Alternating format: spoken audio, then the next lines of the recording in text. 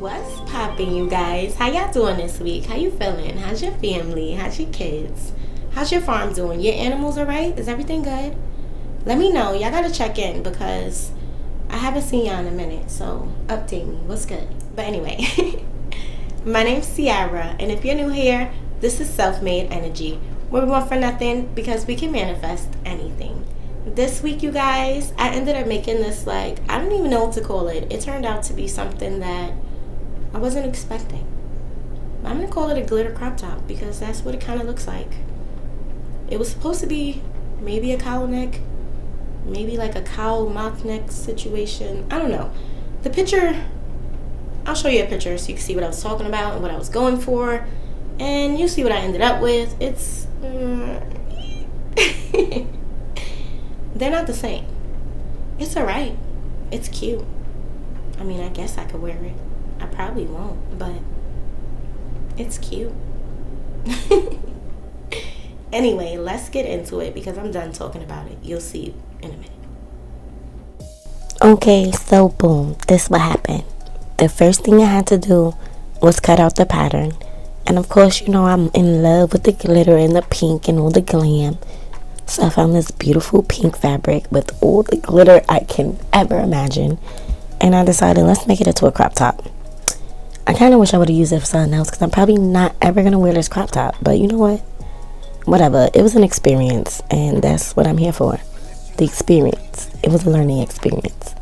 So now I got to buy this fabric again and make something even better because I'm not impressed. But whatever. Once I was done cutting out all the pattern pieces, I made sure to mark out all the notches on the pattern. So once I remove the paper, I can still line everything up the right way. Even though it really doesn't matter because I ended up making so many adjustments because it was too big. But whatever. Mark the notches. If you pick out your right size, it's going to work out for you. And if not, you're going to make adjustments later and you're still going to be fine. So it is what it is. Let's do it. Once I have all the notches marked out, I'm going to take that front piece. I think I ended up using it as the back piece. Like I said, I made a bunch of changes. But for now, this is the front piece. And I took the two pieces and I placed them right sides together. And I pinned along that middle seam. And this is just for decoration. You can actually leave it as one piece if you like. However, the picture had a seam. And I was like, I need that seam. So I made it. So I'm going to whip Trixie out and we're going to sew up that seam that we just pinned up. Now, according to how you pin it together, this may be your front, this may be your back. However you need to do it, take the other side and pin them together along the side seams. And I'm also going to pin them together along the shoulder seam and along that neck seam. Just leaving an opening for the armhole as well as where your head goes. Once I was done pinning everything in place, I just sewed a zigzag stitch along all of those pins because this fabric is stretchy. And y'all, if my voice is cracking and going in and out, it's because I yell at work 24/7, so I'm forever losing my voice. So y'all gotta bear with me. But anyway, now I'm ready to prepare the cuffs for the sleeves. And this is literally just a rectangle that I did a straight stitch. Oh wait, I'm lying. I did a zigzag stitch. Again, because this fabric's stretchy. I did a zigzag stitch just to connect the pieces together to make a tube. And I just folded that tube in half. Now both sides are right sides and I don't have to worry about it later. So now I'm going to take my sleeve fabric and I'm going to begin making the pleats. So in order to make the pleats, I already previously cut out the notches 2 inches apart. And I just folded each 2 inches into each other, meeting them on the notches. And I pinned them in place. And I followed this step down the whole bottom of the piece. Just the entire around my waist. What are words right now?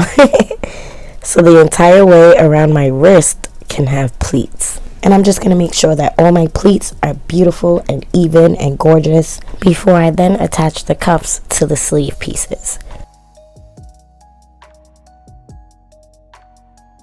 Now, the whole time I was doing this, I was thinking, why are these steps so backwards? Like, why do they have me going forwards and backwards and then going forwards again to take 10 steps back to go back to something that I was doing an hour ago? Like, I just could not understand this pattern and why they did things the way they did, which is why I usually opt out of following patterns now.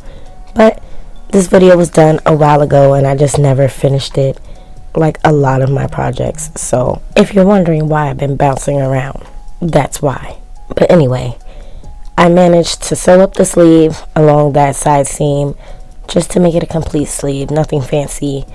And then I took the pleated part of that sleeve and I shoved it inside that wrist cuff. And I pinned along the outer edge and I just sewed around that edge, one zigzag stitch. That's going to attach the pleats to the cuff and it's going to look really seamless and cute. And y'all, I love the way the sleeve turned out. Like, I think the sleeve is my favorite part. So dramatic, like me, of course. Then, once I was done making the sleeves, I moved on to putting the facing onto the collar. This is just for sturdiness and just in case the collar rolls down, you won't see the inside fabric. You'll see glittery fabric instead, which is just for a look, but also it does add a little bit more sturdiness. Not much, just a tiny bit. But I just sewed that onto the side seams of the collar, nothing special, and I attached it to the bottom of the neckline just so it wouldn't pop out on its own. That step is absolutely unnecessary. You do not have to do it. It was not in the directions, but I did that because I'm crazy and I like to do extra stuff because I'm extra, like I said. And then the final step was shoving those sleeves into their sockets and doing a zigzag stitch around the entire perimeter of the sleeve holes so this top could be done and I could prance around my house like a little glitter fairy because I was so excited about how it came out. And then once I put it on, I was like, what the fuck? Even after I made adjustments and I took it in on the side seams, I still was just not 100% excited with how it looked. It still looks too big for me. It looks like I made the drop shoulder too dropped. It's like a drop elbow. Like, it's all the way down to my elbow. And I'm not really a fan, but you know what? I'm going to do this for y'all. So y'all going to see me prance around the house. And then I'm going to take it off and I'm going to hang it up and just look at it. Because, ooh, shiny.